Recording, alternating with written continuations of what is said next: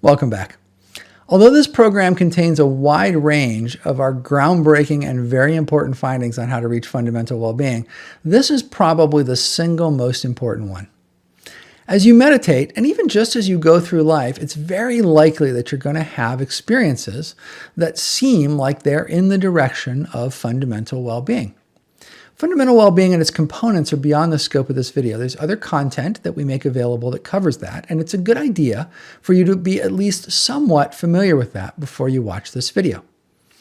We think of the transition to fundamental well-being as a battle for resources between competing parts of your brain. Up to this point in your life, you've developed habits that have created and supported your current sense of self. These habits are enshrined in your brain in many ways. For example, in the form of thicker versus thinner regions, more or fewer connections within or between areas, and so on. The areas, connections, and so forth within your brain that you've been supporting with your current sense of self are strongly established. They've had a lot of support from you in the past. In turn, they've supported you by keeping things heading in your old, familiar direction. Every action and experience has communicated what you want to your brain over your lifetime and built the capacity for you to experience it.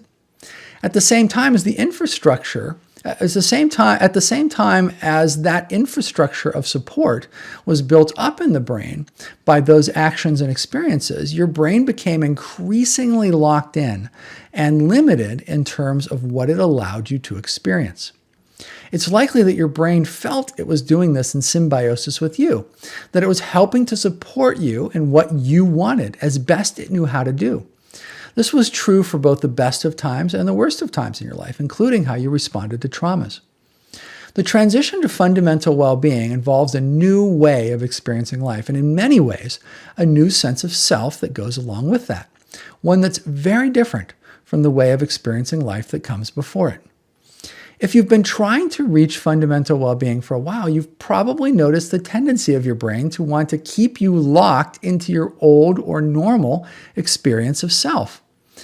That's probably quite frustrating for you, but your brain just thinks it's doing what you've been asking it to do for your entire life. Even if you spend some of your time meditating or consuming media about fundamental well-being or whatever, the reality is that you're spending nearly every other moment of your life communicating to your brain via your actions that you want it to support the sense of self that you've been collaborating on with it and building up over the course of your lifetime. One of the most important things that you need to do to successfully transition to fundamental well-being is find ways to communicate to the brain in its own language. The primary language of the brain is the language of experience. You need to be taking actions to get there, not just be spending your time trying to learn about it. It might seem to you that the brain exists in large part to hold your intellect, but it's actually that's actually a very small part of what it does, and it's far more rooted in experience. As you meditate, and even just as you go through life, you will probably have experiences that sound a lot like what we talk about in terms of fundamental well-being, or the things that seem like they might be in the direction of it at the very least.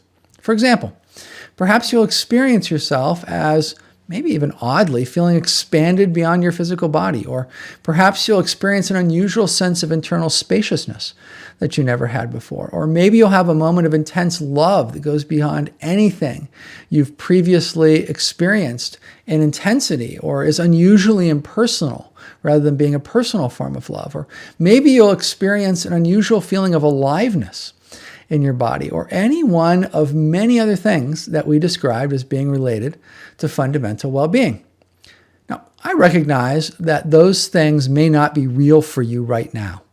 In fact, you may have no idea what they feel like. And once you have them, once you actually experience them, you'll realize that the ideas you had in your mind about them and how they would feel were totally wrong. However, by absorbing what we share about fundamental well-being, you can at least be on the lookout for these types of things and put yourself in a position to better be able to recognize them when they occur. That's important because when they do occur, you can put and hold your attention on them. And that is by far the best way to let your brain know that you want more of that type of experience to occur. Putting your attention on an experience, and by doing that, you're communicating in your brain's language. You're telling your brain, this is the type of experience that I want to have occur more often.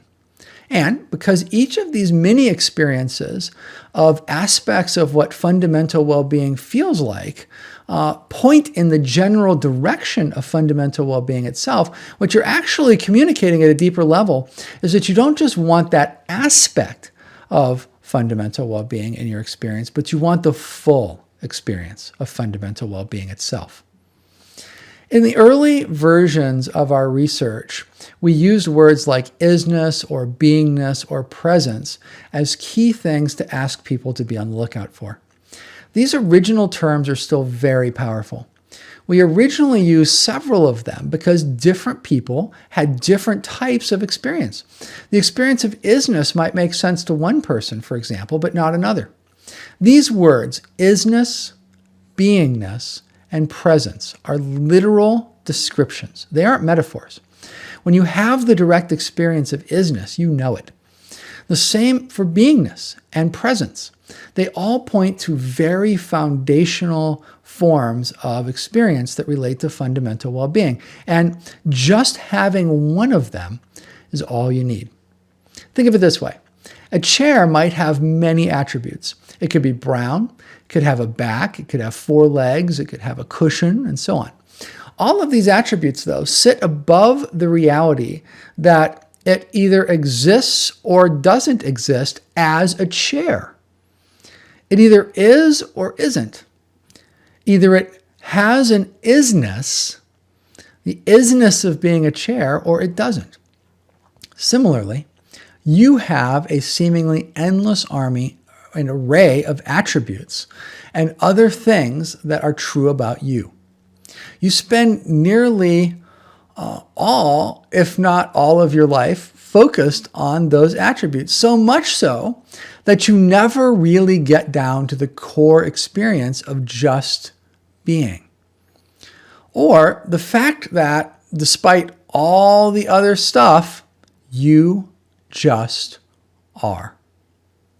That there is an isness to your very essence, a beingness, a presence. That's what these words try to convey. Not so that you can obsess about them and that your mind can try to figure out what they mean and then create an object from that in your mind that you can experience, but rather the exact opposite. So that your mind will be able to recognize these things when they occur. Your mind will never be able to understand or create this type of experience. What's being referred to here contains the mind, not the other way around. This is important because it's very likely that at some point you'll have one of these experiences. And when you do, it's probably the single most important thing that can happen to you. And you want to stop whatever else you're doing and just put your attention on it. Getting to this experience so that you can increasingly focus on it is the reason you're doing the practices in this program in the first place. Let me say that again because it's a very important point. The only reason to do the practices is so that it can lead to one of these types of experiences. When it does, your only goal should be to rest your attention on the experience for as long as it occurs, or as long as you have the time for. You could be in a busy environment or something when it happens, and that's perfectly fine. Just give it all the time that you can. This is the most important secret about how to reach fundamental well-being. It's important to note that you have to be careful about how you do this. For years in our research programs, we've been referring to this process as sinking in. If you imagine the feeling you get when you're immersed in a very pleasurable experience, such as taking a warm bath, you'll get what I mean by this phrase. While in the bath, there's a way that you can just let go and sink into and become immersed in the pleasure of the experience. You're relaxed, but still attending to the experience. Your attention is definitely on it, but there's a quality to that attention, an appreciative, sinking in kind of quality to it. That's exactly what you'll most likely find is called for here. What happens if you put another type of attention on the bath? For example, what if you bring an analytical form of attention to it? It's not as pleasurable, is it? In fact, it's a totally different kind of experience. You can feel the difference right now in your imagination, can't you? In one example, you're sinking in and immersing yourself in the experience and pleasure that it gives you. And in another, you're paying attention to it, but you're analyzing it.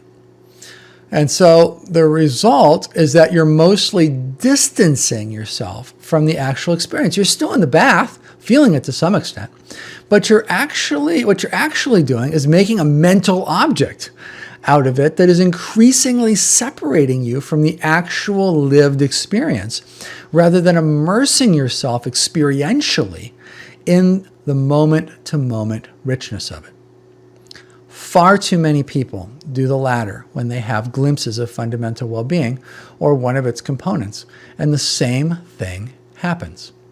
Instead of communicating to their brain that more of the experience is desired, they communicate that the experience is to be distanced from, analyzed, objectified in the mind, and understood as a mentally represented experience, not had as a deeply lived experience.